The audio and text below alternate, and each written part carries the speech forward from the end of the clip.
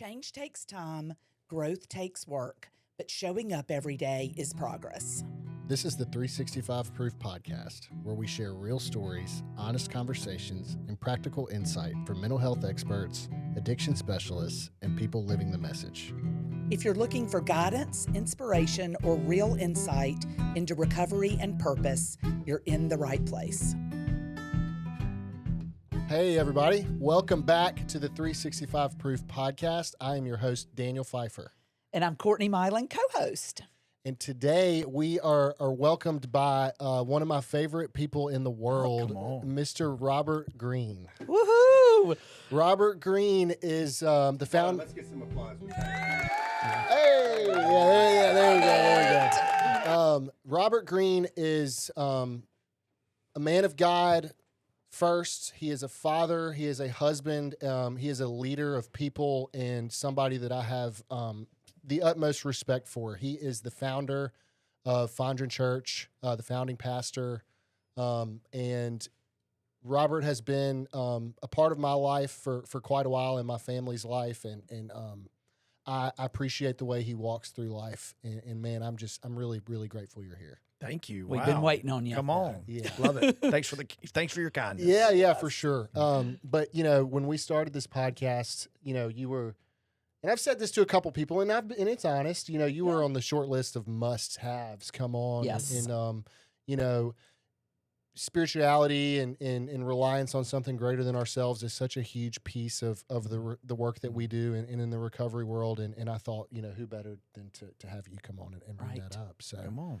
let's we're going to talk a few things today, y'all. We're going to talk we're going to hear a little bit about Robert's story and his path, and and then we're going to kind of lean into some of the risk and trust and faith that comes along in taking a leap and building something and leading people through that, and working together. And then we're going to talk a little bit of 12 steps. We're going to talk a little bit of church, but more importantly, just the relationship with the two and kind of what comes along with that. And I'm sure we'll go down some rabbit holes along the way. But anyways, RG, take it away. Tell us. That's my specialty, rabbit holes. Yes, diversions. Yeah. Where are you going? Yeah. So and if you don't watch me, I'll take you down them. So anyway, I love a rabbit hole. Yeah. So Robert grew up in Starkville and has had an interesting path in some different areas of the country. And so just tell us a little bit about yourself and how you got here.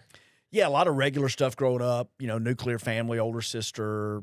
Small town that really, I'm old, so small town. When I tell stories of childhood, we're going back to the 70s. Yeah. So, but I think I peaked in the 80s, though. That was high school and that college. Was the moment. Yeah, that was a moment. So it's been downhill ever since. But yeah, I grew up in Starkville, and when I was a teenager, I was strongly, positively influenced by the local church and a pastor, an uncle who was a pastor, and I got to see his life, his devotion, what it meant to, what it involved to build something and to be faithful. And I was really inspired by that. I think that marked me more than I realized at the time.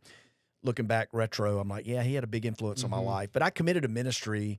I just had a desire and appetite for scripture and truth and philosophy and learning and interaction and everything and impact. So I committed to ministry, and I thought at the time it'd be more the traditional route, go to seminary, be a pastor, serve in the local church. And what happened when I got to Mississippi State, I just walked, 5 miles, 5 miles. In fact, it's so funny when people talk about, going to college and the big transition. I mean, I grew up in Starkville, went to state, and how you have like 5 classes your freshman year. Yeah. I knew 3 of my 5 professors, so like they had stories on me and stuff. They knew my parents or whatever, so it wasn't really a big intimidation thing. But my freshman year, the guy who mentored me through Campus Crusade for Christ, it's called Crew now, but he mentored me, and he was giving me some spiritual reasons to go on a global mission trip for the whole summer. And I wasn't yet sold. He was giving me spiritual reasons, and then it was funny. I remember this to this day. He goes, reason number 1, 2, 3, 4, 5, and then like number 6 was, and Robert, you just need to get out of Starkville, like go somewhere. Right. And so that was a big thing for me to go see the world, and Crew became that for me. So as a student, young, from 18 to 21-ish, I got to see the world, go to different places. And it got to the point by my junior year, I committed to join staff with Crew.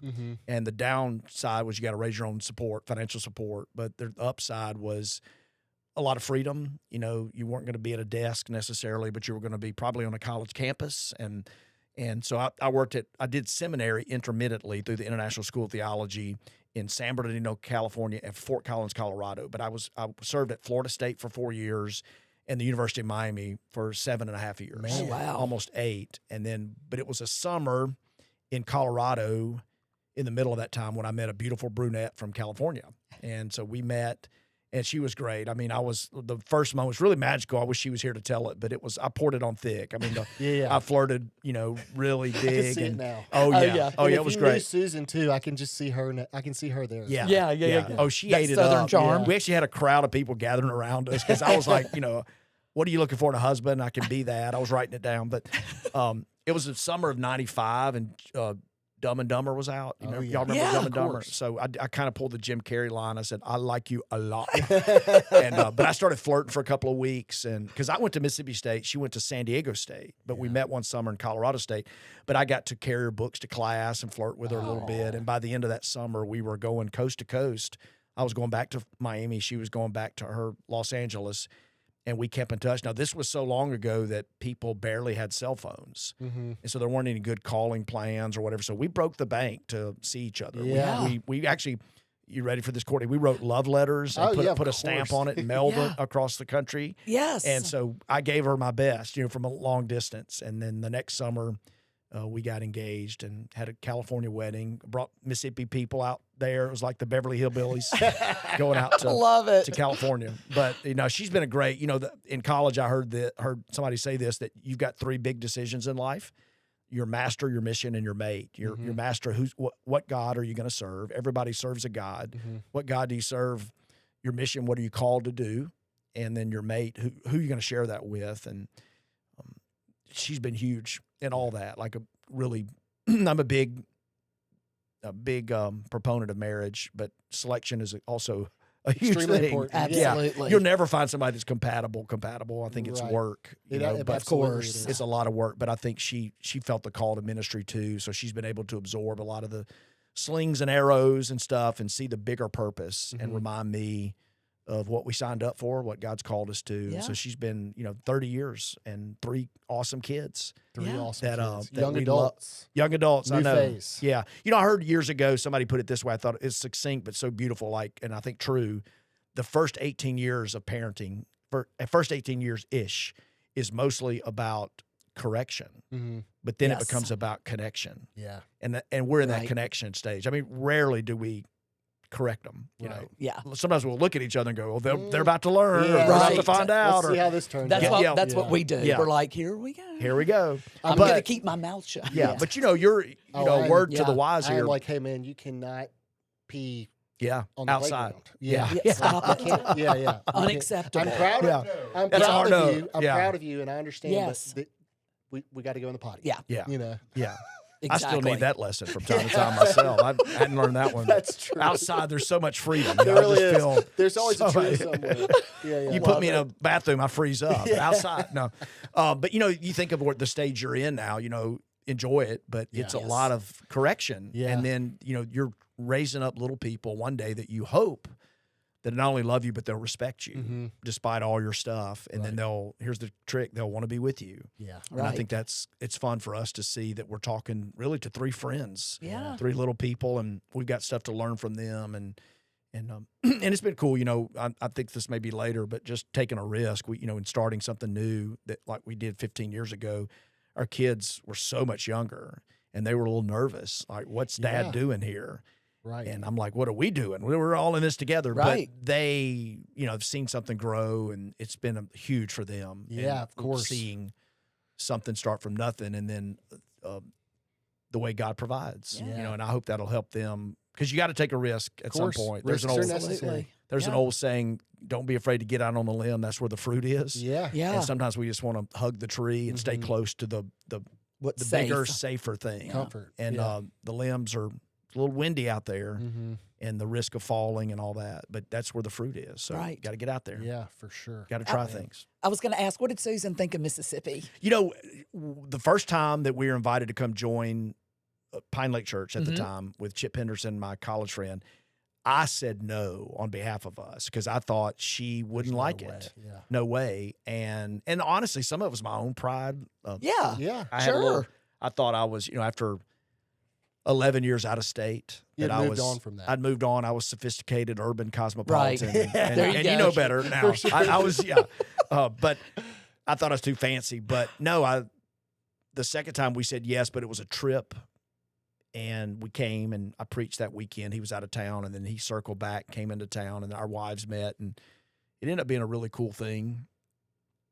But I had to be careful with that, would Yeah. she like it? But no, what she was drawn to is cost of living. No surprise there. Right. For sure. But I think honestly, it was like, to use real language, she was like, I could be married to a pastor and not have to live under the freeway. Yeah. Like, right. we can have a house. Yeah. And Yeah. that's something that we take for granted here. I appreciate you saying that because that's authentic. Yeah. And that's a real thing that Yeah. a lot of people Yeah. probably Right. have to consider. Yeah. And we were starting a parachurch ministry with young professionals in San Diego when we said yes here. Uh-huh. So it was still under crew, Mm. but it was with young professionals. So essentially we were, starting a ministry, setting up an office, building a staff team, partnering with Good churches, grief. raising money, and we were starting our family. Yeah. So I was like, Yeah. Right. There's a lot going on. And then, it was great. I think she had told me this 5 to 15 to 500 times, but I finally heard her, and she was talking about, that God had created me to be a pastor, Mhm. and she felt like that was her calling to be a pastor's wife, and not many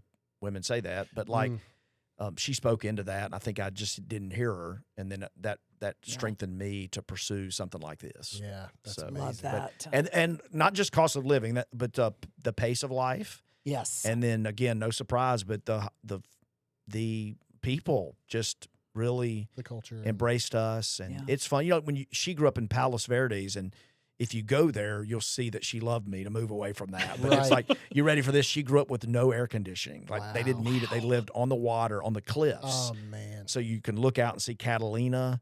And any listeners want to Google Palos Verdes, it's something else, but a Yeah. real elite neighborhood. And she grew up there, but she, I don't know, when you're in Los Angeles, you're among, it is if you take San Diego County and go north through Orange County, LA County, Ventura County, it's the most populated part of our country. Absolutely. Yes. And so it's easy to feel like a pebble in a rock pile, Right. that type of thing. And then you come to Mississippi, you go to Broad Street, Oh, you see and you 20 bump people. into somebody and you Right. go Phyfer, and Yeah. then all of a sudden you're from whatever, or you're Yeah. from whatever, Galloway, you're from Yazoo County, and you just start talking. You don't even have to know them; you just have to know a last name and a town, Right. Right. And then you're talking for an That's so hour, true. Right. And I think that's what there's a beauty there. There There's is. such a beauty. Absolutely. It's That, just a level of comfort I think that comes along with that. Like, Yeah. I've traveled for work to. I mean, like Yeah. I was in San Diego for the first time last year. yeah, It's like La Jolla. I mean, it's the Oh. most Oh, yeah, that's beautiful. where you are. Yeah. I was like, it's insane that this is even a real place. Yeah. You know, Golly. but and I enjoyed it, and I enjoyed my stay, but and then I came home and I was just like,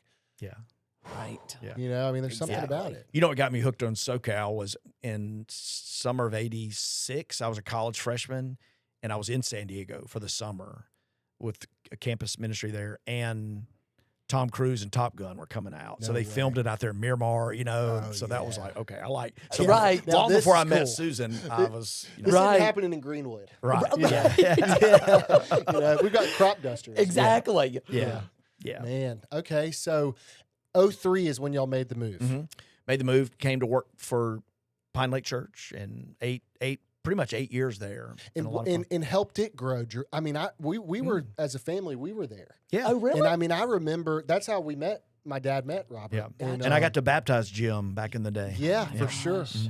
And, the growth that happened there, I imagine you took a lot of those lessons and a lot there whenever you moved over to Oh, building yeah. Fondren. Yeah. Yeah. Yeah, for sure. And so talk a little bit about, the origin of Fondren Church, because like, I mean, it's remarkable. And let's talk about the community of Fondren too. Yeah. I mean, my Yep. goodness, like y'all are, or I should say we, Fondren Church, as a member, like it's the involvement in the community and Hear a lot about I mean, Fondren the Church. development that's going Yeah. on in Fondren, and it's just Fondren is such a cool place. It really is. and it really filled a need. Mm-hmm. I mean, Woodland Hills was around forever, and Yeah. the population was obviously older, and Right. so anyway, talk about, was there a moment, or was there a person where you were like, I need to. What's my next step? Yeah. You know, I know you're talking to God. Yeah. What did that look like? You know, with Pine Lake, the seeds were germinating in the soil of that church among the leadership to plant churches. And there was Chip didn't say this, but another pastor did. Don't judge a church by its seeding capacity, but by its sending capacity. And I like that. Like, you know, we're to live sent. And I think it's easy for us on lazy days just to go, that's a big church. That's a small church. That's a medium church. There was a lot of people there today. There wasn't many people there today. And that's sort of how we judge a church is just, are there butts in the pews or whatever? And that was sort of the direction they were going in. And I, you know, honestly, just us being friends, he came to my office one day and he goes, hey, he was saying two things. And he said, you know, I don't want to lose you. I'd love for you to stay here. You know, I like you being on the bus or whatever, but you can do this. Yeah. And so it was a way, and, you know, men get that. I mean, Yeah, I think, you know, in a way, not to take the spiritual stuff away. It'd be like a head football coach telling an assistant coach, Go do this kind of thing. But what's interesting, so I wasn't a spring chicken at the time. I'm a late bloomer in all things, but I had been wanting to plant a church. Susan wasn't fully with me. She wasn't against it, but she wasn't like doing cartwheels like I was. Right. There's an old prophet in the Bible, Amos, and it's sort of an obscure passage, but Amos 4:3 says, can two walk together unless they agree? And, you know, you got to agree on the direction. You can agree on you can disagree on 1,000 different other things of opinions, tastes, preferences, whatever. But, you know, big things, you got to go, this is the direction that we're going. Sure. So, I mean, my thing was to pray for her and cast a vision, whatever. But this is so, may be hard to follow, but it's odd, I'll admit that. But we were in Paris, she and I, with a team of people, and that's when she oriented herself to go, yeah, we need to go. I know that sounds weird. We're in Paris. No. Yeah. Let's go. Let's plant a church in Fondren. Yeah. Right. So, but we had Chip's green light, I think, because he was a leader in my life, although a friend, and then our wives were friends. And we knew they would be very open for us to doing something in the greater metro area. Yeah. Sure. Of course, later when the rubber met the asphalt, I looked at Pine Lake and I said, "But you aren't going to plant a church next door to me, are you? Like, don't put one of those campuses that's going to suck. Over there. They're going to suck everybody out of our front doors. You can hear the suction." So they committed to that, you know, that we would play team ball and think about the kingdom and everything. But yeah, we fell in love with Fondren. It's kind of funny. I'm not much of a mystic. People, you don't hear this from me often, but I tell it now. You know, looking back, I didn't talk about it then because it would be like an idol or something weird. Right. And then the whole prospect of would we get it? But I actually sat on the steps of Woodland Hills Baptist after kind of prayer walking. And I just had this strong sense of peace that we would have a church here one day. Wow. And that was after no conversations. There was one older man, I can say this now. His name was Fred Henderson. And Fred came to see us one day with tears in his eyes. And he's like, "Man, our church is dying. Yeah. Like, what can we do?" And I had already been thinking about Fondren, but I'm like, So I just, you know, that was so moved by that. Yeah.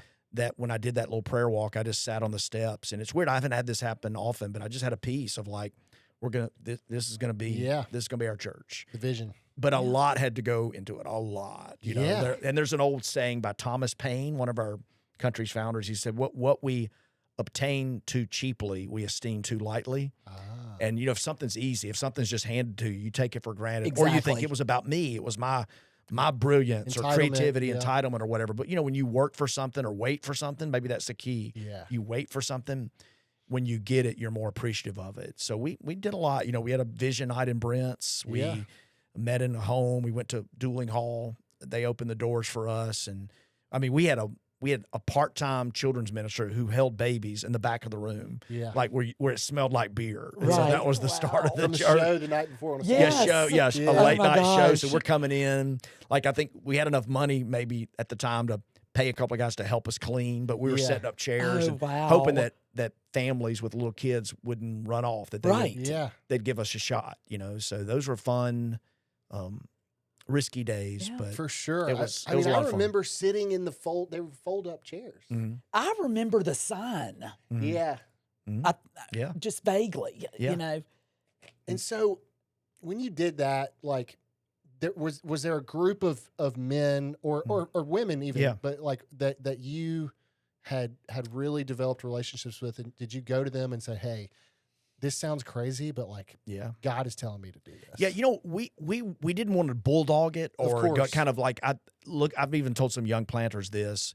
I had a couple of guys that were close to me and they were all about it, and they would like meet people and they'd walk in, like they'd talk to this guy and go, "Hey, are you, Robert's starting a church? Are you in?" And I'm like, whoa, hold on. Like, what if I'm a heretic, or what if I'm a bad guy or whatever? And you're asking for commitment too early. Yeah. So I think I was like, guys, let's pump the brakes and let's let them know that we're going to do a preview night in Dooling Hall. Yeah. On May, I think I can give the date, May 15th, 2011. We're just going to do a preview night. Come to, it's Sunday night church basically, but just come. Check us out. Come see, taste and see kind of thing. And so try before you buy if it was in the car world. Mm-hmm. But that's the approach we tried to take.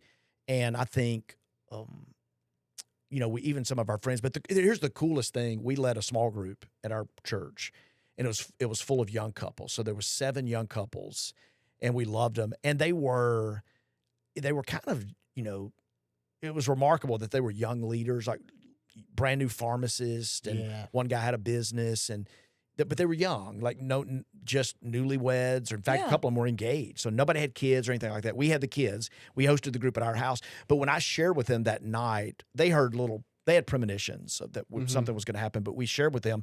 And it makes sense if you go, we're going to Denver, we're going to Atlanta, we're going to Charlotte, we're going somewhere to start a church.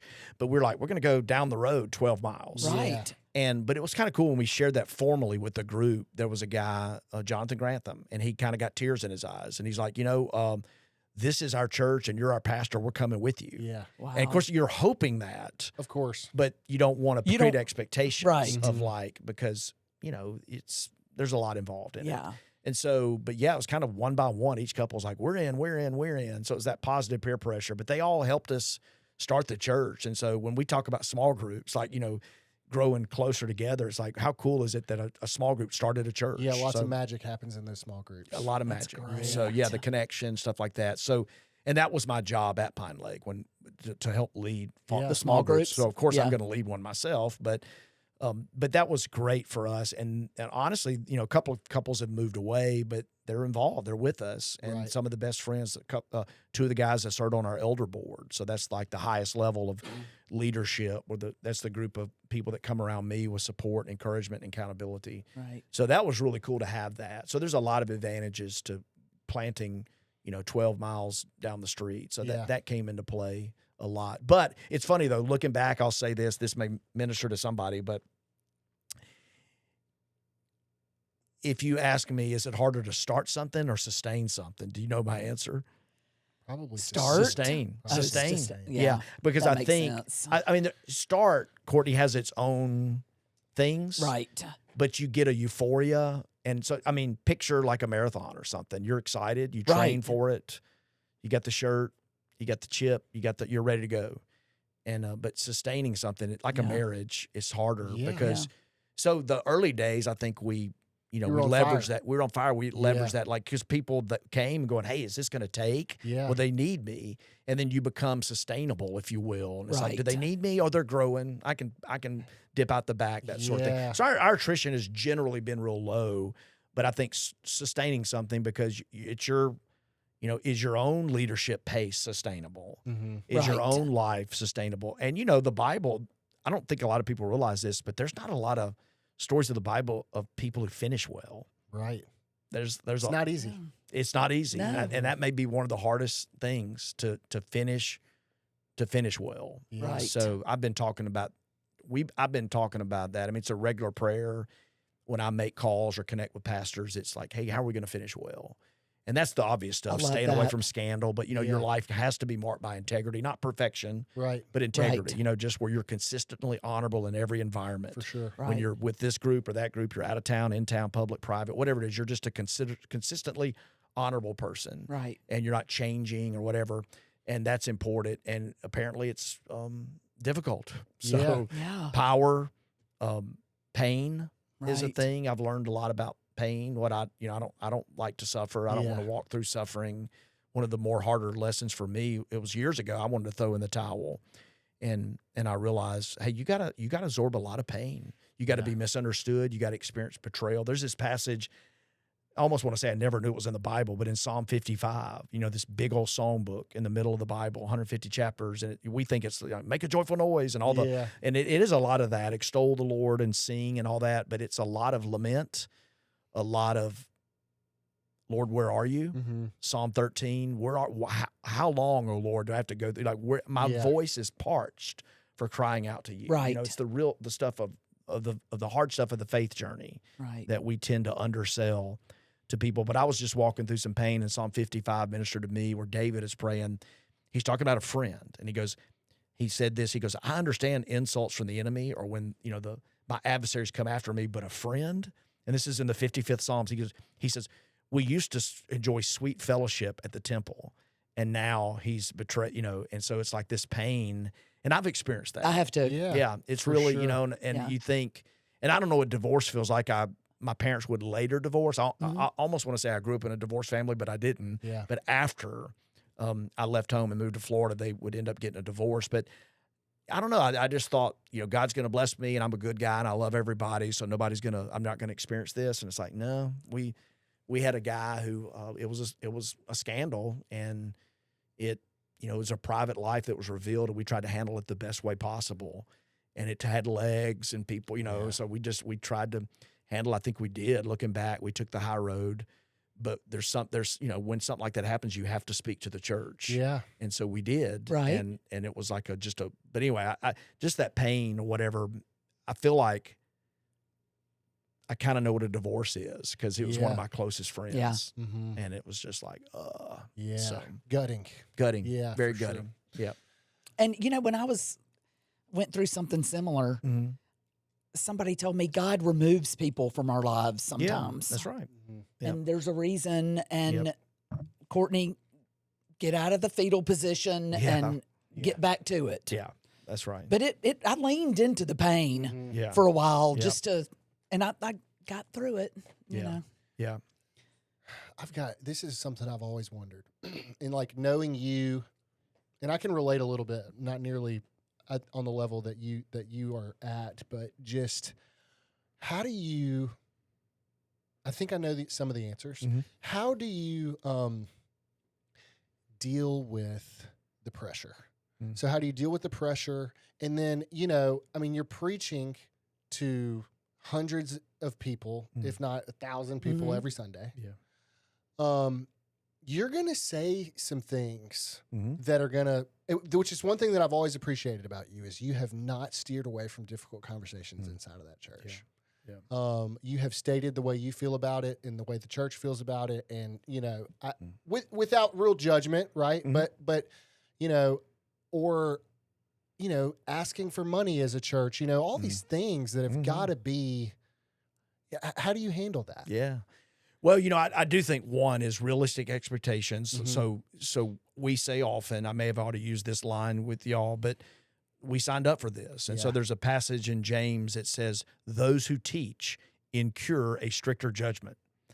So you might as well accept it. Yeah. But we would say, like, if you were standing up talking about, whatever subject, and you were somewhat of a content expert or passionate about it, I would expect you to be living that out. If we looked at your life, is that a part of your life? I watch some of these athletes with these lucrative product endorsements. I'm like, what was I talking about the other day? Steph Curry. Yeah. He's eating at Subway. I'm like, do you think Steph Curry eats at Subway? There's no way. I don't know, man. I don't know. I don't know. But I'm a little skeptical, but I can't fact check that. But so I think, you got to buy what you're selling in some ways.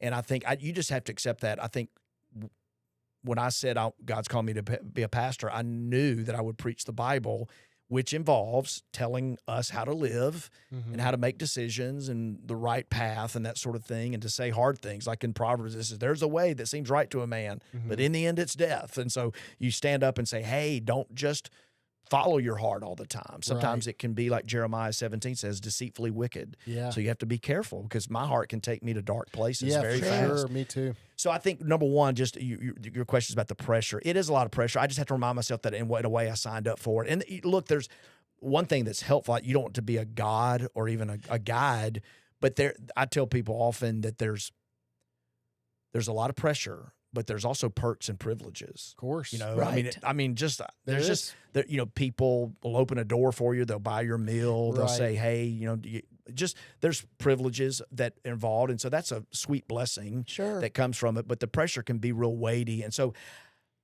Susan and I've said this, we've really related it to parenting, but we've said that our perspective with our children is we want them to feel the weight of being preacher's kids, Yeah. but not to be crushed by it.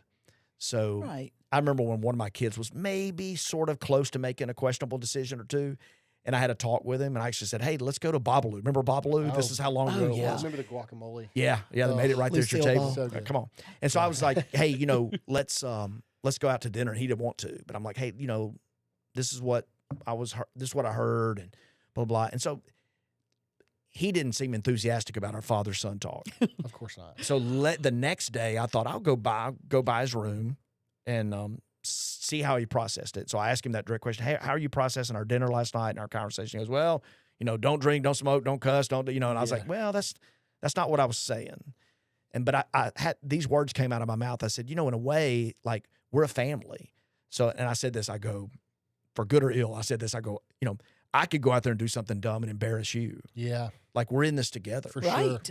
And so I don't know if that was wise or not. I may regret saying that. I think that's good. I think it was effective. Yeah. It got his attention, but I think a light went on, honestly, and sort of did for me too. Of like, we are connected, and I think we all signed up for that in the sense of like we're a family. We have the same last name. When one person does something, it has there's collateral damage if it's bad. There's the rising of ships if it's good, But with that, there's family pressure. There's a little bit of the fishbowl. I mean, people know what I drive. They know what I wear. Yeah, they know where I right. vacation. Yeah. One time, I'll tell you something. One time, we live in Fondren, and we had a tree fall on our house.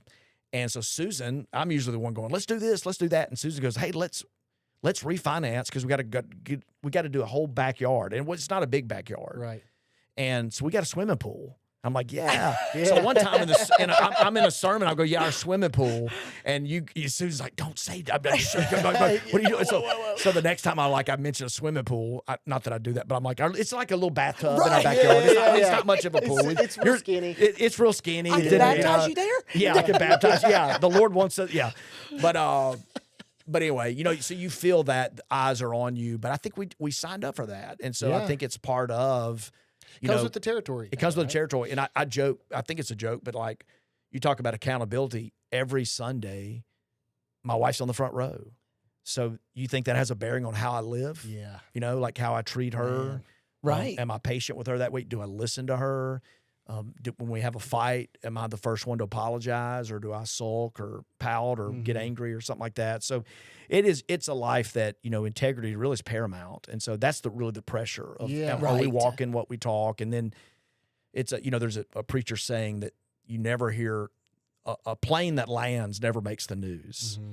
And so you can leave here and there's some preacher or politician or athlete or somebody that's done something dumb. Yep. And it kind of, you feel that weight. Yeah, So definitely. people look at you to say, can they trust you? And I think it's just Paul would say to some of the church leaders, walk in a manner worthy of the Lord. Mm-hmm. And you need to be able to do that, to be able to Right. say. But also, I think it's important too, on the flip side of that, we're not ministering from our strengths oftentimes. It's a lot of weakness and admitting your weakness. And there's an old preacher saying, I think that comes predominantly from the Black church, which is, we're not lofty or whatever. We're just a beggar telling another beggar where to get bread. Right. And I think people can pick up on that. Yeah. If you act like you're on a stage with your bald head shining in the bright lights and you're pontificating as an expert on everything, like you've overcome all fear, banished all doubt, removed all pain from your life, then people are going to smell that and they're going to look elsewhere. But if you come as a fellow struggler, so there's this simple little passage in 1 Thessalonians where Paul says, we didn't just share the gospel, we shared our own lives.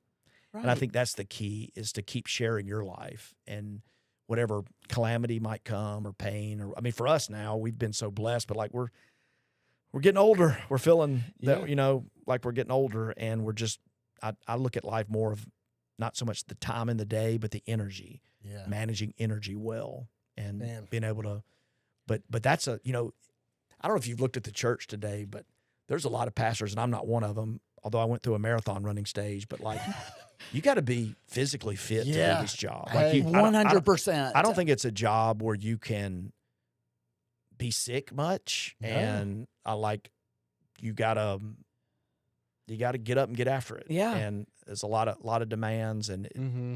it never slows down. But you have to be the one who knows when to be on call and when not to be on call. So, Right. Yeah, I think it's like understanding your own limitations, but also like a mentor of mine would tell me, you don't have to carry all that by yourself. No, that's You key. know? See, I preach that, Yeah. and sometimes I feel that because that's a message you may have heard recently in our church. Just, hey, you're carrying something God didn't mean for you to carry. Yeah. And it's crazy what we think. You've seen those things like on Instagram, like what you can control and what you can't. Yeah. And we look at those things like, oh, I feel so relieved. Yes. Right. And then we walk right they out play that the door.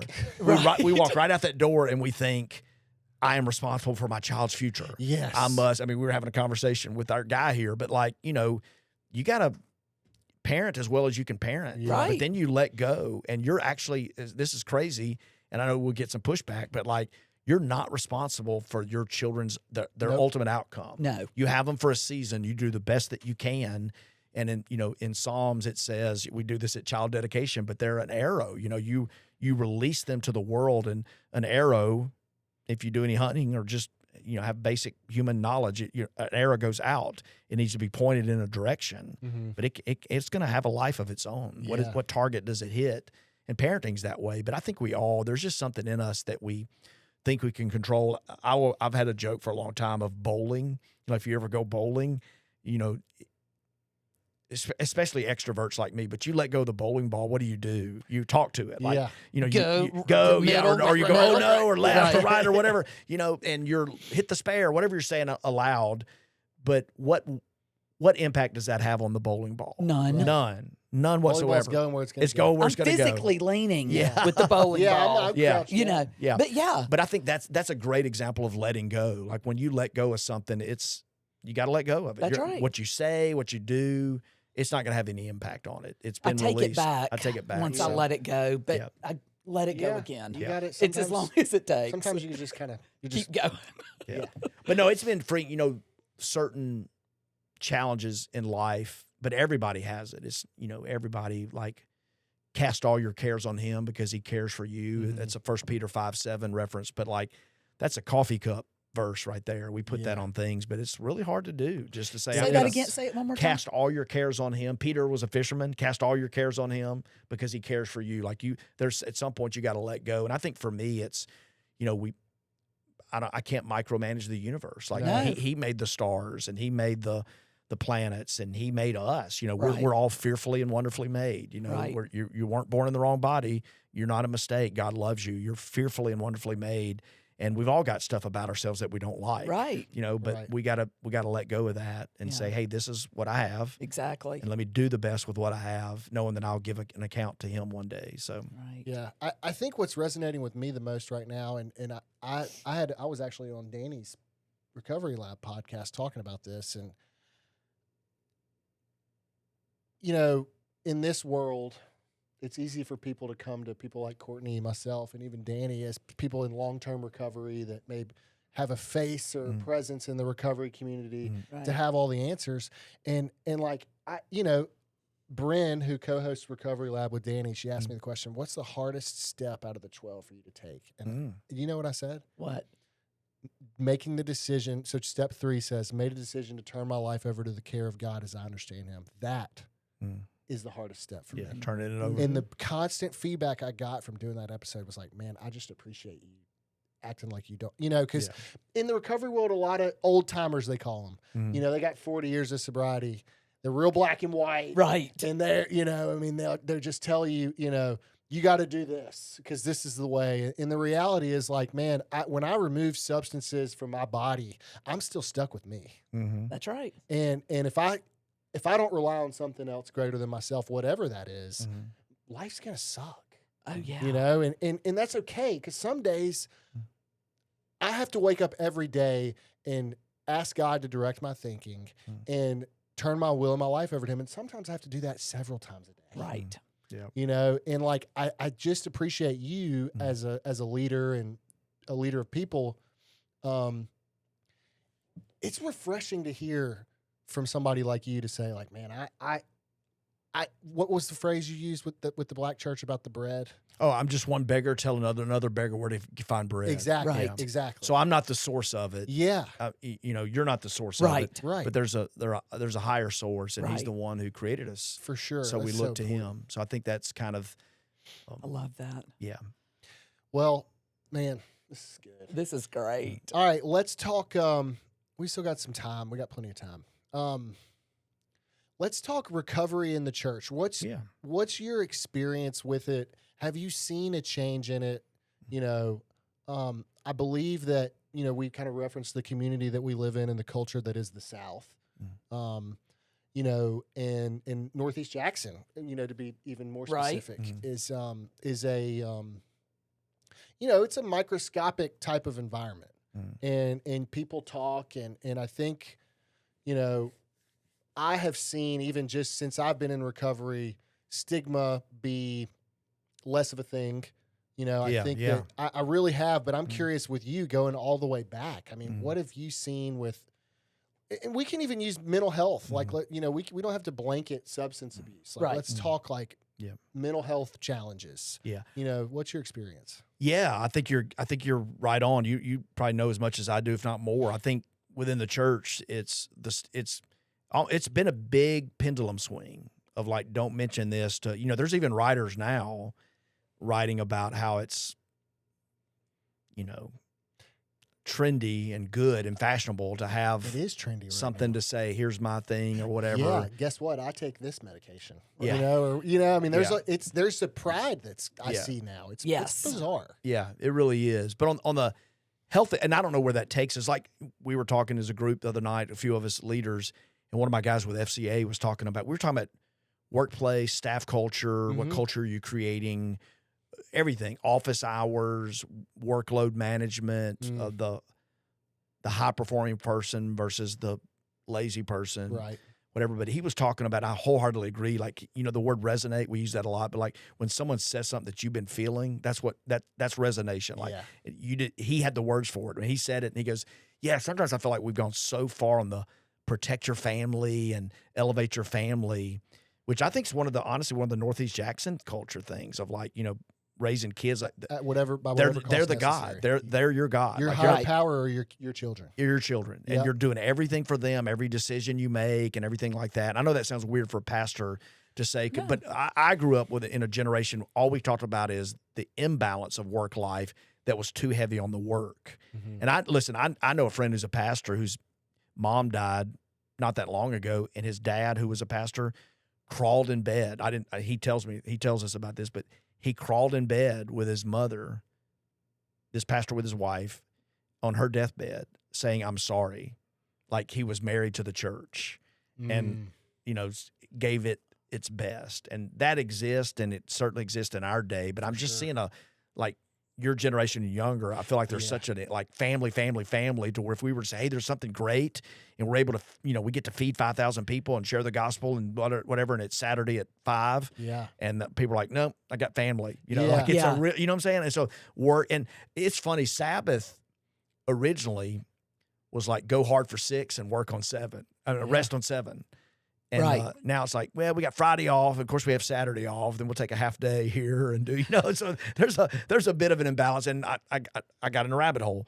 But I think therapy, I feel like similarly, there's been a pendulum swing to where, and I'm not suggesting that the stigma's been removed at all. No. But I am suggesting, as other culture observers have chimed in, that there's almost a flex to say, hey, I'm going, you know, I got to run. I'm going to my therapist. Yeah. And that you're giving a signal to your coworkers, your boss. If you are the boss, your underlings, you're saying, I'm taking care of myself. Yeah. And, you know, et cetera, et cetera. So I don't know what's bad and good and all that, but there is a beauty in recovery. I think one of the attention-getting things for me was years ago, we did the Grand Canyon with some guys. So it was a rim-to-rim thing. And, I mean, we backpacked. So we had 40 pounds on our back and went down in and camped and had a great time. It was still pretty hard. But very hot. It was June. It was record-setting heat in 2018. You can check the Google search there. But yeah, but one of our guys, we had a day or two in and out, flying out, so hotel, whatever. But when we were out in like Flagstaff and places, like one of our guys got up to run. I think I slept in and went to breakfast.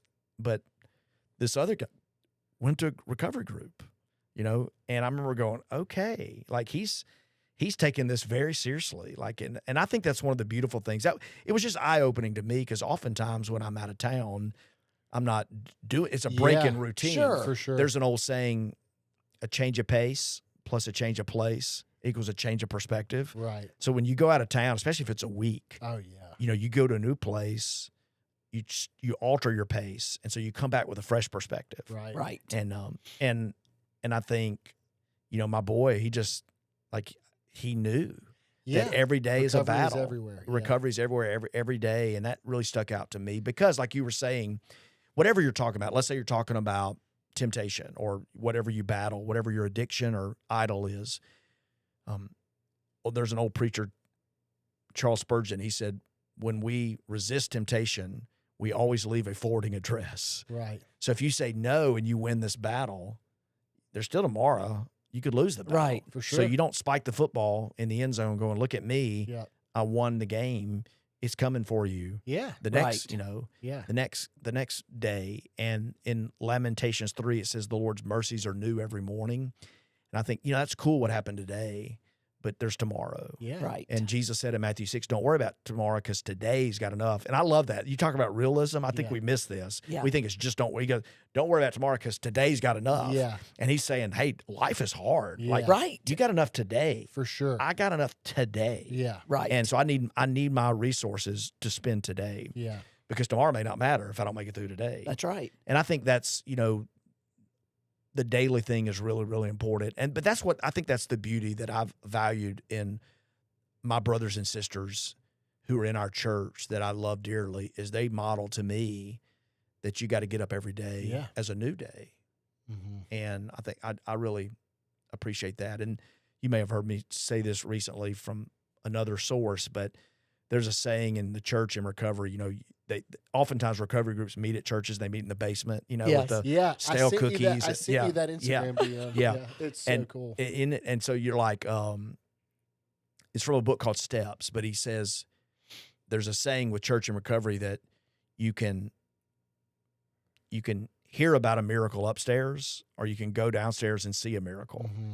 And, in the basement. Right. And, the miracle is we oftentimes we equate miracles with the Red Sea or the, the fish in the well. I mean, the man in the well and all these things. But miracles are also putting one foot in front of the other. Yeah. And so one of the things I try to say often is, and I really do mean this, it's not a saying. I didn't mean to imply that. But like, if you struggle with depression and you keep going each day, that's a hero in my 100%. book. Right. That's a hero. That's not a Enneagram 7 who had lived a charmed life, who, hasn't really been touched by some of the things, whose parents loved them and, gave him a good up. That's, there's something harder about life when you don't want to live it. Yeah. But to stay after that. Right. And then also too, one pastor in California says the brain is the only part of the body that we judge. So like if you heard that I had a kidney problem or something, you'd probably go to the hospital to see me and say, hey, man, you wouldn't be like, what did he do wrong or something like that.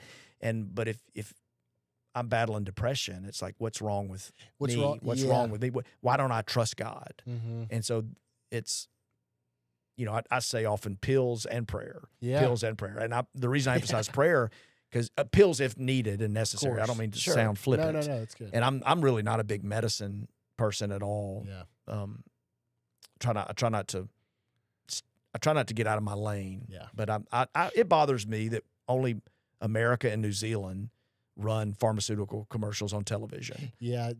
That's a problem to me, and the way it's done and the happy, just take this kind of thing. Music, and there's people playing with their dog in the green it's always a grass. ukulele. Yeah. It's a ukulele. They're smiling. Jardians. Yeah. For diabetes. Yeah. What's the other one? It's for plaque psoriasis. It's I mean, you got people, they're fired up to have plaque psoriasis. Right. You know, or this guy, Despite the harmful schizophrenic guys just love it. You know, it's Right. like, what do we I mean, Take a break right. for a commercial from Pfizer. Yeah. I love it. No, again, I'll stay in my lane, but I do back to the thing, pills and prayer. In other words, pills meaning, hey, if a doctor can help you and it's sound and wise, you know, I think that can be a prescription literally from God. Yeah, through men and women who know medicine.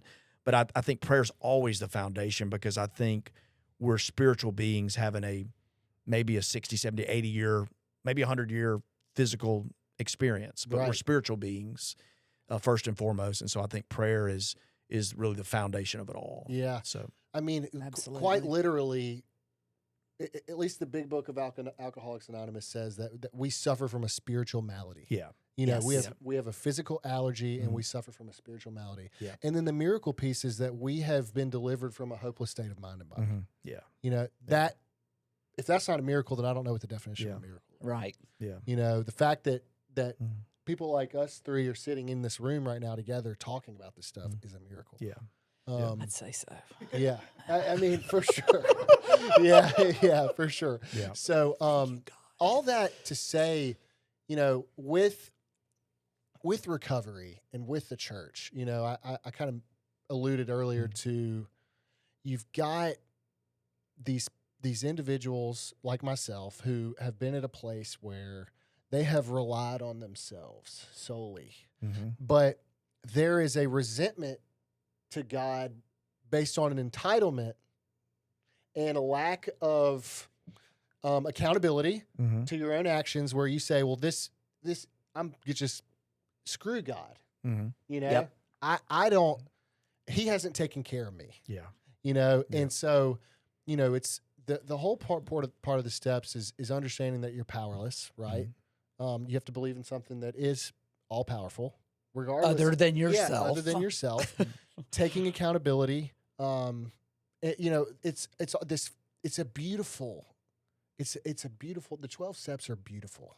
And and it's so funny because whenever I'm in one of your sermons and you maybe reference recovery or you don't, like, I always can relate it in a way. But I guess the big thing for, like, especially with young guys, like I'm working with a 19-year-old kid from East Over right now. Yeah. He's out somewhere in treatment, and he's like, these people are, you know, pushing God on me and all this stuff. And it's like, what would you say, you know, what, as a pastor, you know, have you been hit with that many a time? And what is that? What is your response to that? Well, you know, I think clarify if I'm on a different wavelength in my answer, but yeah, I think faith is always, it's never a matter of imposition. It's always a matter of inspiration. So if imposition is I impose something on you, which is never good. Right. You know, there's an old saying, a man persuaded against his will is of the same opinion still. Yes. That comes from the Greek world from long ago, the Roman world. But yeah, if you persuade someone against their will, so it's your will, the volitional act of the will, what do you want to do? Who do you want to become? What choices, what risk are you willing to take, whether it's drugs or motorcycles or, you know, dangerous living or our sexuality, our spending, whatever it may be. But yeah, a matter of inspiration. So, you know, there's psychologists far smarter than me. I'm thinking of Henry Cloud, some of the books I've read from him, but he says that really a man or woman is motivated by fear or pain. So unless you're really afraid of something or you're really hurting, you're not going to make a change. That's so You're going to accept it. And so that kind of does suck. And even this is, to me, I preach this sometimes, and I'm pointing back to myself when I tell it to the congregation, but like the Bible in James says, humble yourself before the Lord. Humble yourselves. Humble yourself. So that may look a little different, but there's another side to that, is you will be humbled. Yes, you will. You will be humbled. So why don't we just go ahead and humble ourselves? And we love, especially with social media, we love instant karma. Look at this guy. He drove past it and he flipped him off, and then he runs into a pole or something like, instant karma. Serves him right. It serves him right or whatever. But like, you know, but there's something in us for the other person. We want them to be humbled. Yeah. but we forget our pride and our ambition and our bitterness and jealousy and envy and all that. But like, we want other people to get instant karma. We don't want to wait on it. And I think humble yourself is a really, really important thing, or else you're going to get, but I think that's the common denominator for all of us. It is. Even in the Bible, it says King David, King David, King David, King David. And it'd be cool to be a king, right? I mean, have underlings and people that you get to tell what to do. You lead a nation and you're highly revered. Right. King David, King David, King David, it says grew old. And then it says David. When he departed, it just says David passed.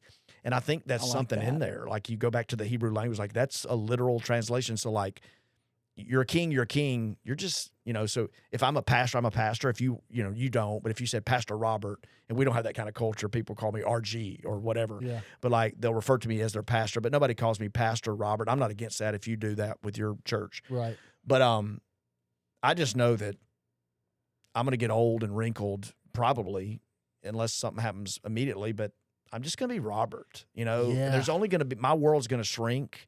And best case scenario, I'm going to be in a room about this size with a bed and maybe a Bible and a picture next to me, and maybe a few non-medical people that'll come see me. Yeah. Right, And a buddy of mine says this. He goes, he says, he goes, what's going to happen 1 hour after you die? And I'll ask the three of y'all, what's going to happen 1 hour? I'll tell you what's going to happen 1 hour after you die. Your best friends and family are going to go, they're going to eat. Yeah. They're going to go eat a meal, and they're going to enjoy the taste of that meal, and they're going to think about other things. They're going to talk about what somebody was wearing. What somebody was wearing. They're going to go At eat the an memorial. hour after you die. So what's Right. going to happen with all those people that are on your Instagram feed or something? Yeah. I mean, like, it's so, if we're living for our greatness and our glory, that's a hollow existence. For sure. 100%. But Yeah. if we're living for a God that we adore, and we're looking to be a part of his kingdom purposes, then things are going to get more in line.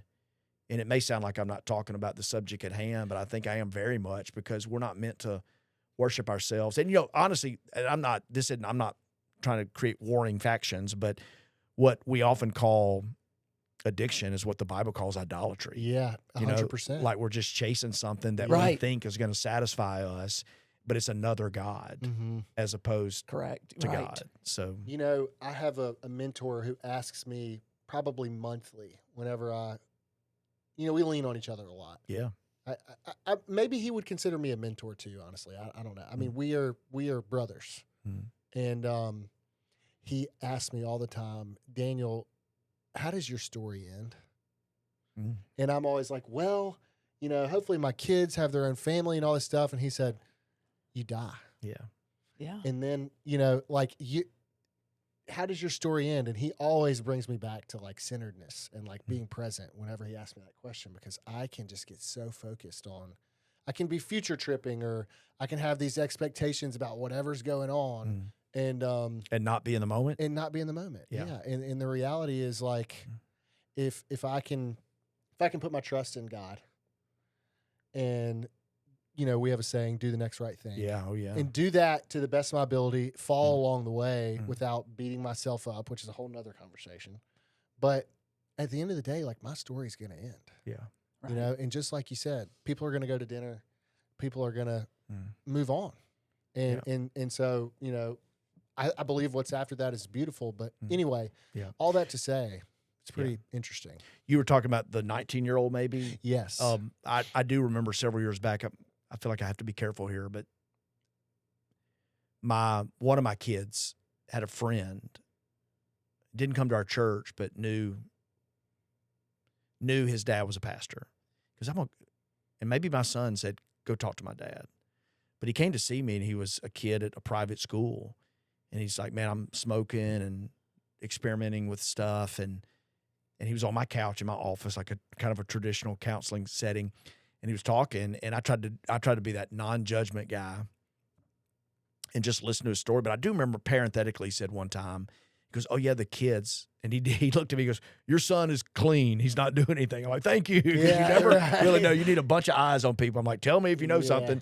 And so I can parent him properly. But, you know, I was also letting him go, like at that age where I was getting him ready for college. So this was several years ago because he's graduating in next month. But my son, but his best friend went to another school, and he was just experimenting while at, you know, in Jackson, where pretty much where you grew up. But he told me on my couch, he goes, oh, he went to see this guy for drugs. And he goes that this guy in West Fondren said 80% of his clients are from these two private schools, you know? And, Yep. so, I know what schools those are. I'm a product of one of them. That's what I'm saying. Yeah. So it, you know, it's front and center, and you know your own story. We all do, about where we experimenting and when we sowed things and what we were trying to figure out. But, and it's interesting too, you know, with a 19-year-old, I would say this too, Daniel, to them, give them a picture of what's ahead, because not just death, you know, right. but like, That was but think about it, like, yeah. think about it though, that 19-year-old could make some decisions. Yeah. Like, you know, we're talking to your producer, but you could make some decisions and they're going to be forgiven. Right. A night in jail, a reprimand, or some, you know, consequences, loss of money, you know, something. But you make decisions at your age, and, you know, my age, you know, like it's Courtney's age, the consequences are greater. Oh, yeah. Because, you know, as a pastor, I get a front row seat. I'll meet with a 44-year-old, and he didn't think he would be, but he got found out, and he's got his mortgage and an apartment, and 2, if not 3 of his kids don't speak to him. You know, so there's a lot more at stake the older you get. Right. And I remember in college, a guy who was mentoring me said, "You'll never become what you're not now becoming." And I thought, yeah, that's pretty, you could debate that. Yeah. But like at some point you got to go, this is the direction I'm heading, because you'll never become what you're not now. But when are you going to, well, tomorrow, the next day, when I get out, when I get married, when I whatever. And I do a ton of weddings and married you back in the day in a backyard. But like, you know, if you're a jerk when you walk down the aisle, you're going to be a jerk after you say, I do. I mean, you know, you're just, but I would argue, I bet you would agree, the consequences are greater, because when you're a single jerk, you can stay home and watch whatever you want to on TV. Yeah. You can wear white shoes after Labor Day and eat onion dip right out of the container, and nobody's really going to care. Right. But then you get married, and all of a sudden you got someone, I'm speaking like a guy here, but you got a wife who cares about what you wear. Yeah. She'll give you your opinion and tell you that you shouldn't eat that, or please use a fork or something like that. And please then put the toilet seat down. Please put the toilet seat down. All those things, but it just, you know, it matters more. So you have somebody there who you're affecting. Yeah. And the consequences become greater. So I do, when if you have any influence over a 19-year-old, and speak into their lives, and I think words of encouragement, this is who you are, versus words of warning. When, you know, sex addiction is a big, big thing. Yeah. It's not every Huge. time I mention the dangers of pornography and the ultimate lie that it is, I will speak to men, and then I'll get emails where women will say, hey, you know, good job yesterday, but let me tell you, whatever, which is awfully strange email to get. But you're like, it's eye-opening to think about how this good gift of God has just been broken. And, you know, there's no shame like that shame, can I say? It's one of God's most beautiful gifts in its place. But when it gets out of its place, the level of shame, you know, it's really tough. Yeah, for sure. But that's, you know, so many things can have power over our lives. Gifts from God, if we make them a God, you know, it gets all out of kilter. Absolutely. Right. And, but I think with young people, I've been having a lot of conversations with my own, you know, it's funny when opinions could vary. So disagree, please, if you see it a different way. But like when you raise boys and girls, you know, you worry about what your boys are going to do, and you worry about what will happen to your girl. You know, so those are different conversations about where you pump gas after 10 o'clock, or you know, just how you go or whatever. But I think that may be more true now in our day than ever. But the devices we give our boys and the time that they have. I mean, I would, you know, going back 6-7 years ago to COVID, I was like,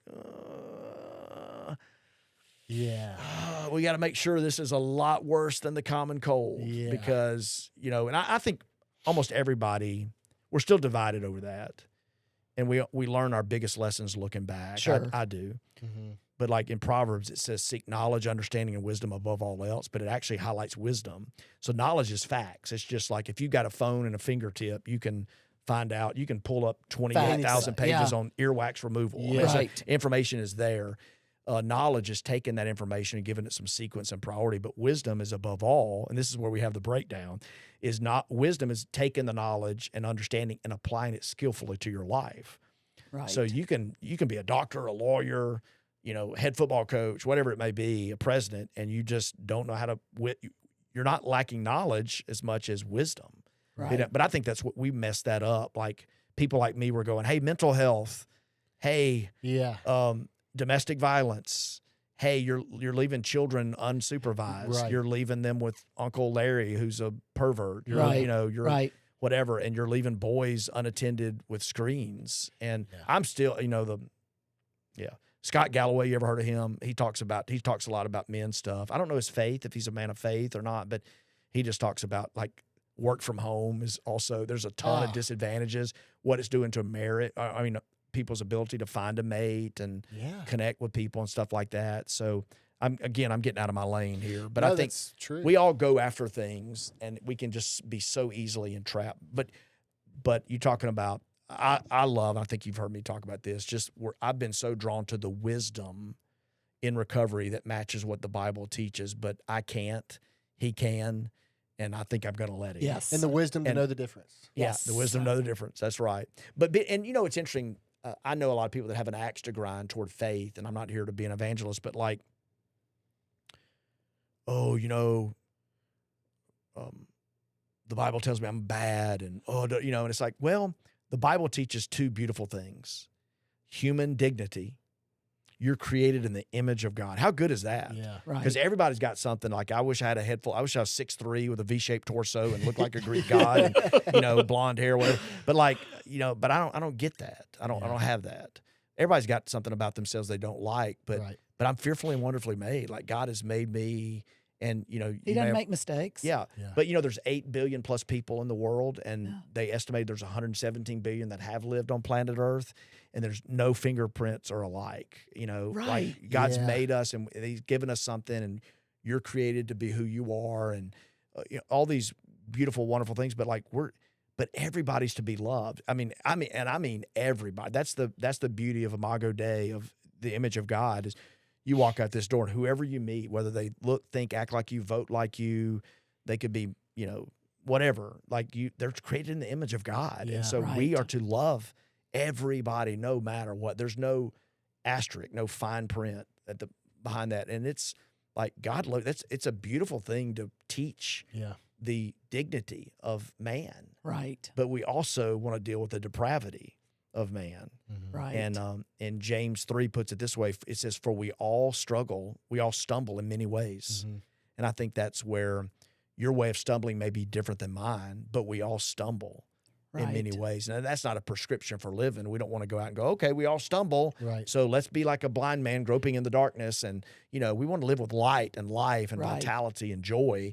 So the goal is not to stumble, but it also helps to know that there is depravity within us, that our heart has a bent away from God toward our own selfishness. Right. And so it's, we can look at the Hitlers and the Stalins and the Pol Pots and everybody and go, the Jeffrey Dahmers, and go, but within us is a lot of darkness as well. Yeah, absolutely. And I think we just have to talk to each other about how we're walking with our darkness, because I've got two pastor friends, and we actually one of our inside jokes, which I guess is no longer an inside joke, but we're like, all we got to do now in our age is just don't screw up. Yeah. Right. And Easy enough, huh? Just easy enough. Yeah. But it's like, but don't screw up. You know? Right. And I think,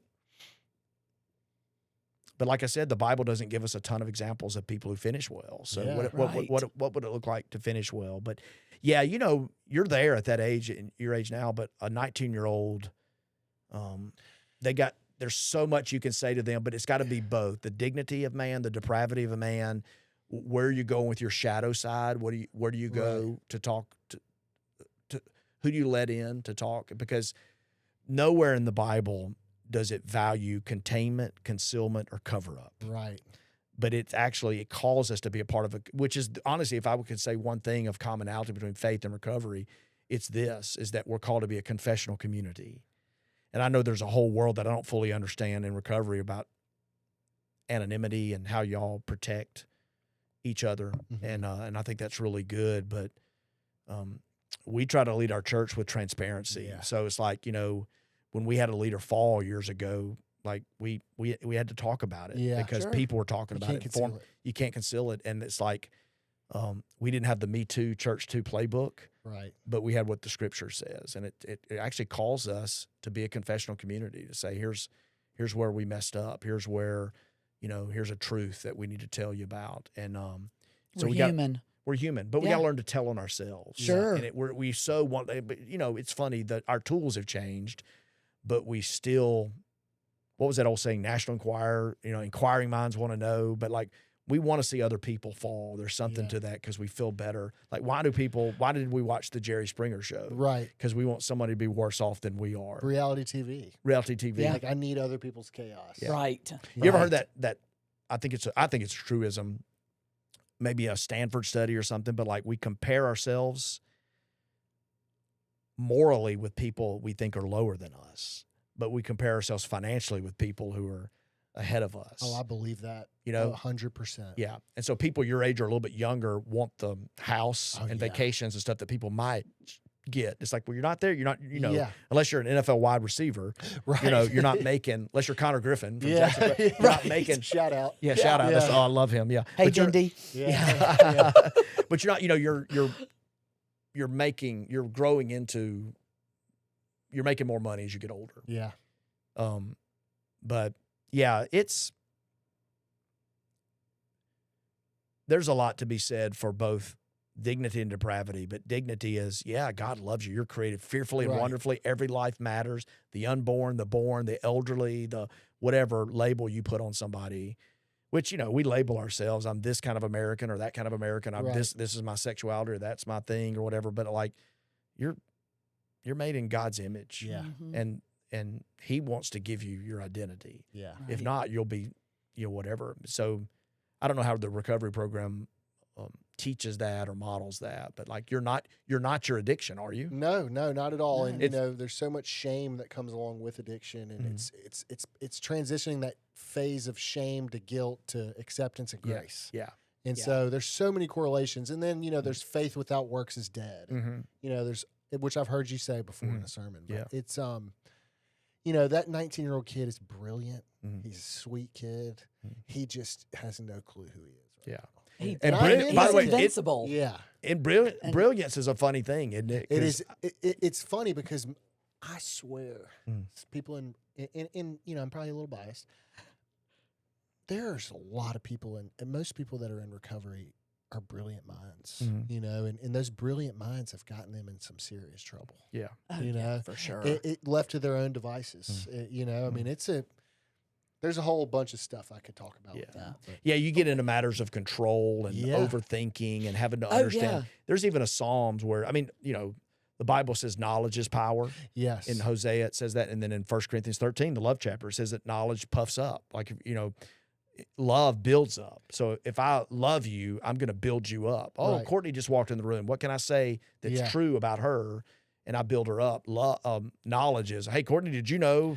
And I can puff up like the Michelin Man if I'm just like, listen to what I know. But love builds people up. And I think that's where, but it's so good to cultivate our mind. But there's this Psalm 133, 131, where it's like, there are things over my head that I cannot understand. Yeah. Right. And I think we think that we can span the outer darkness of the cosmos and come up with every answer. Everybody's got to live with some mystery. Yeah, we don't have to. For sure. You're not going to understand everything. And there's a lot of stuff I don't need to try to figure out. Yeah. Same. Like, I just don't. I don't need to question it. Right. And I try sometimes. Right. And I'm like, stop. Yeah. Or other people are like, stop. Right. Yeah. Please. Yeah, Daniel, it's all good, dude. Yeah. I remember, like, at Copac, we treated a lot of physicians, and the brain surgeons were the hardest to treat. Yeah. I mean, just like, you don't know it all. Please. Yeah. They're like, but there was always a but. Yeah. Right. You know. Well, technically. Right. It's exactly. Yeah, that's similar to what I talked about earlier. Yeah. Exactly. I will sit down with people that are a whole lot smarter than me. But intelligence is a funny thing. Like I can memorize things and whatever, and I get credit for being smart from some people. But I'm like, I'm so dumb. Like if something broke in this room, I'm telling you, this is how bad I am. When my children were little, if something broke, a toy or something, I would be sitting here, but Susan would be sitting there. They would walk past me and take it to Straight to her. her. I love yeah. And take it to her, and she would be more likely to fix it than me. So intelligence is a funny thing where you're smart in some areas that I'm not. But Right. and I think, of course, again, that's another example of live in community and to do. Yeah. That's it. And the division, like in marriage for us, we locked in early to a division of labor. Like she's good at things, I'm not good at Yeah. things. I got to be careful because if she were to pass before me, I don't know, like Yeah. who's our insurance carrier, Oh, who's our, same. who exterminates our house, who do, like I don't know. Hopefully, all that's in a drawer somewhere. Right. But I actually just wrote all that down the yeah, other day. yeah. Stu, come here. yeah. But yeah, Do you? I've got a couple more questions. And I was going to say something. Yeah. Go ahead. Just, talking about getting angry with God. Mm-hmm. Somebody told me a long time ago, if you can't get mad at God, you don't have a good enough relationship with him. That makes sense to me. And I just love that. yeah. There's an Old Testament scholar who talks about. I've preached this to our church a few times, but he talks about the difference between groaning and grumbling. And groaning, fast forward, Romans 8 says the whole creation groans. Like Yeah. like that's sort of an environmental passage. Like the world is not perfect. The earth is Right. amazing. And Right. I'm one of those, like, go look at the stars. We went to Yosemite months ago. Like, go see the world. I enjoyed the Natchez Trace driving to see y'all. Enjoy the world, but the world is groaning. Like it's but we groan. Right. And but grumbling is, here's what this scholar would say: groaning is talking to God about what's problematic, Mm-hmm. but grumbling is talking about God. Mm, So we're healthier if there's something I've done or hadn't done that you don't like. Isn't it best for you to come talk to me? Yes. Now, if you don't, then why? Like, are you afraid of rejection? Are you afraid of confrontation? Et cetera, et cetera. So I might have sinned against you, but you've also sinned by not bringing it to me. yeah, for sure. But if you That talk makes to these sense. guys about me, I'll never get better. And the problem, however hurt you, will never get better unless you come to me. And I think if we relate what's true on the human horizontal level to the vertical is, man, I don't like that people suffer. I don't like a lot about the world we live in, but groaning is crying out to God. Right. And even in the Lord's Prayer of heaven, bringing heaven to earth is like a prayer of like, this world's busted up. Like children should not be abused. Right. Right. I drove to Atlanta with some guys that I love and respect. They've all got a Christian testimony, but one of the guys who played college ball locally that I've known for a while comes to our church was telling me about he will tell you anything. I was like, oh my gosh. But he talked about, me and my brother were little. My dad would hit us. He would beat us up. He would beat my mom up. And it was just overwhelming to me. I don't want that world. Yeah. Groaning is crying out and saying, God, let not that be. Right. Grumbling is, I don't believe in God anymore, and this world is da-da-da. And, you're Yeah. talking Right. about him, not to him. So I think that I have loved that distinction, Courtney, and I think that's what you're hitting on, Yes. which is, yes, God is big enough. Talk to him. Talk to him about what hurts, what you don't like, and that only strengthens the relationship. Right. And by the way, for the Christian faith, Moses, David, Jonah, the prophets, Amos, all of them, even Jesus at the cross when he said, my God, why have you forsaken me? Right. Now, that's 20 different Right. sermons, but that's groaning. Right. Yeah. Yeah. And so in Romans, before chapter 8 that I referenced, it says, we groan. The creation groans, but we groan. And then 2 chapters later, it says, we rejoice. And I think this is the sum of the human experience. We groan because this world is fallen and we are fallen. We rejoice because of the resurrection. Yeah. Right. Because all things are going to be made new. Right. Right. Like, you and I probably have an opinion or spiritual conviction that we will see our golden retrievers again one day, Yes. right? Absolutely. Yes. Honestly, I don't need a Bible verse for that. No. I really don't, and I can't prove it. Right. I can't prove God exists through a telescope or Right. test tube or anything. But But I just think God is so good. And when he talks about the regeneration, the resurrection of all things, Right. I think, and then people go, well, what about mosquitoes or whatever? I'm like, God's got this. Yeah, Like, he really does. Exactly. Like C.S. Lewis would say, when you think of heaven, think of imagination and explanation. So explanation, what does the scripture say about heaven? We take those things and lock into them and believe they're to be true. But otherwise, we use our imagination. We think about how good God is, and a whole new world. I mean, Right. it's so good what he's created. And so, yeah, I think you're right. Everybody's got a green light to groan, because if you're not, you're lying, because you do groan. Right. Like, I'm at an age where I groan. When I get up, I'm going to groan. I mean, things have settled in our conversation, but I'm going to groan physically, but I'm also going to groan when I look at my phone and see bad news from somebody. I had a friend of mine, Austin Brown. Oh, yeah. And wouldn't say anything bad about Austin, but I'll tell on him the other day. I text him something or said, call me. And he goes, oh, I'm afraid to. Oh, no. But the previous 2 messages were about somebody with cancer. Right. So Austin, and I'd lost sight of that. I mean, I'm praying for those guys every day, but Austin,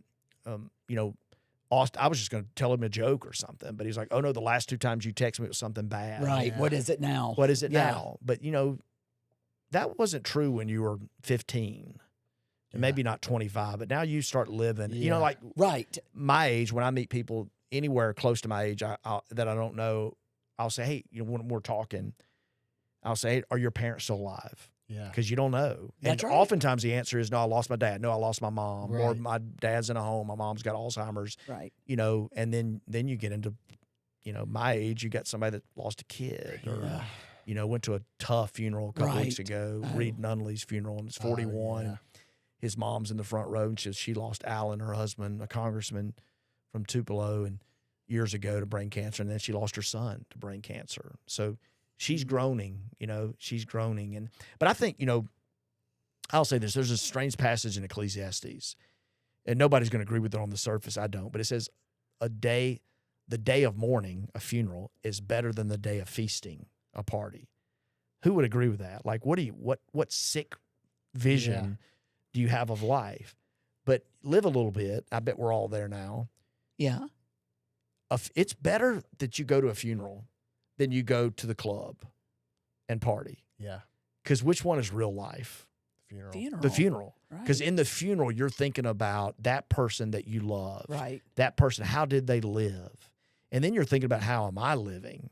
And that's going to be me very soon. Right.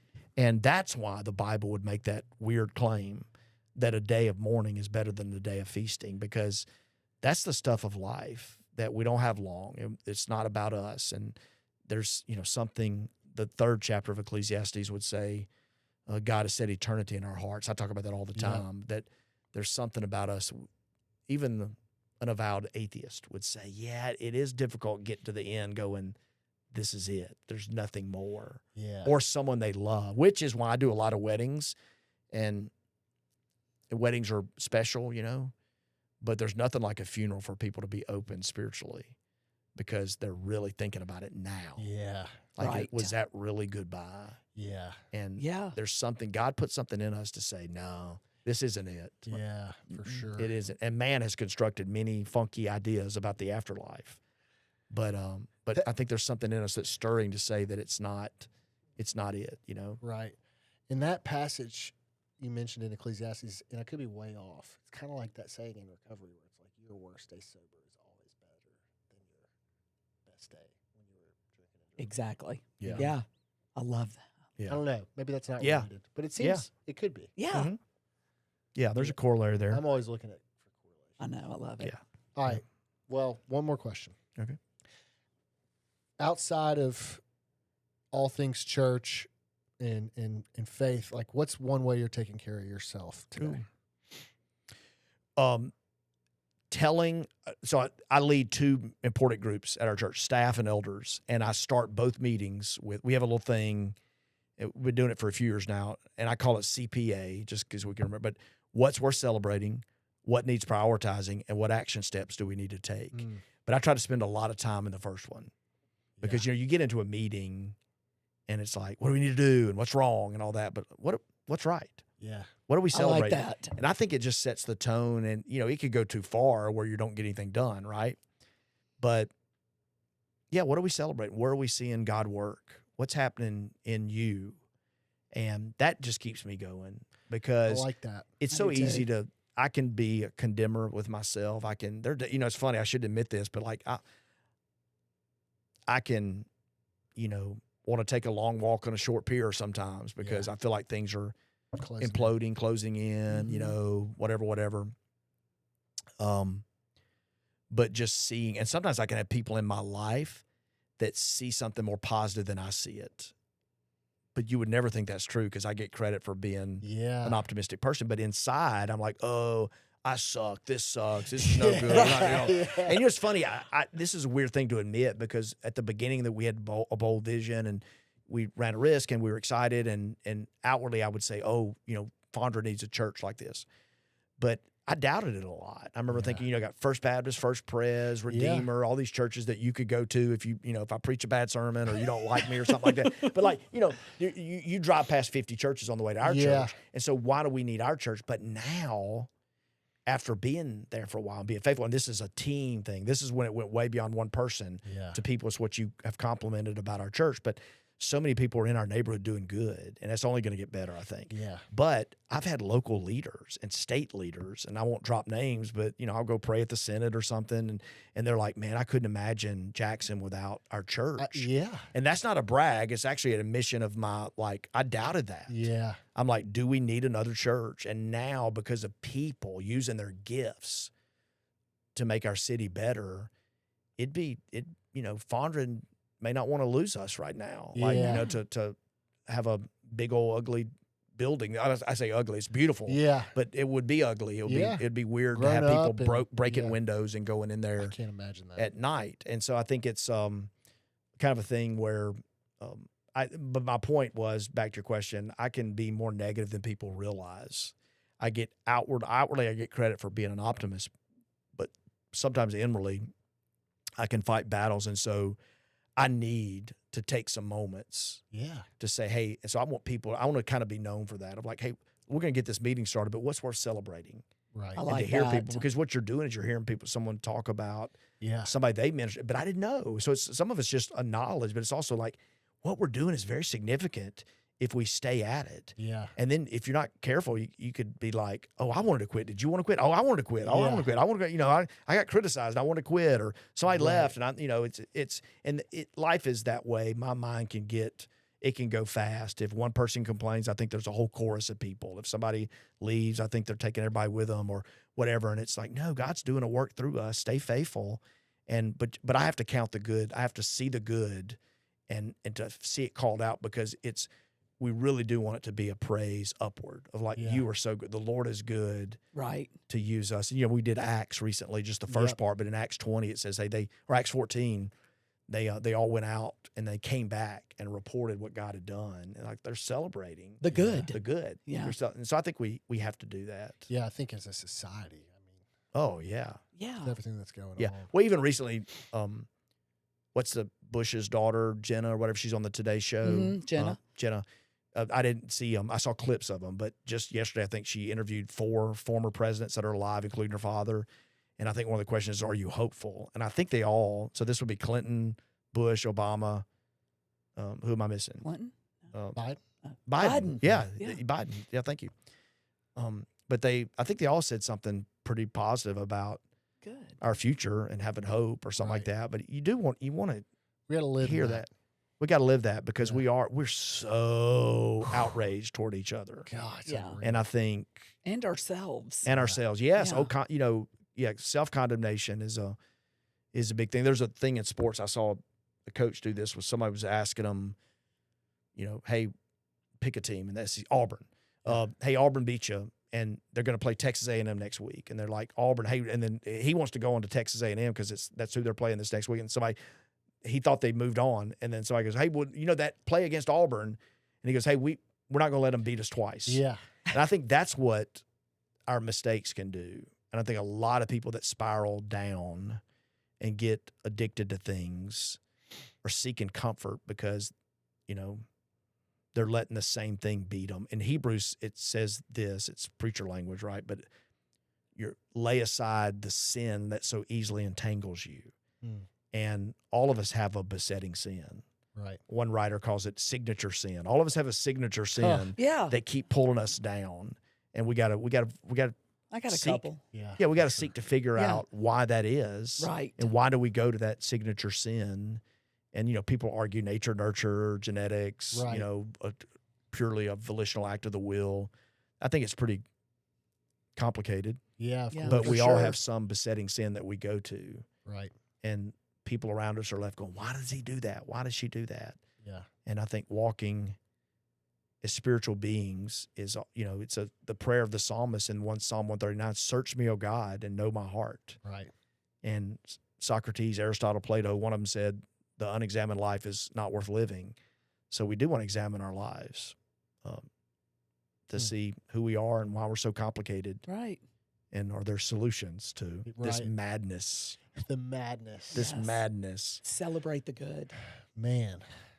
All right. Do you What have a anything great else? Thank y'all for time. this. Yeah, man. This was Robert, thank you. wonderful. Thank you. This, this is going to be a hit. I really appreciate just your willingness to come out here, number one, but then just to be authentic, I think. And I think Very for a person refreshing. like you, it's important, you know, because a lot of people know you as, you know, Robert Green, Fondren Church. And like, I think it's important for people to know you on a human level, which I think you do a good job of, but like, this is going to to be good. Yeah, Yep. So, absolutely. for sure. Thank y'all. Enjoyed Man, it thank so you. much. We'll see y'all next time.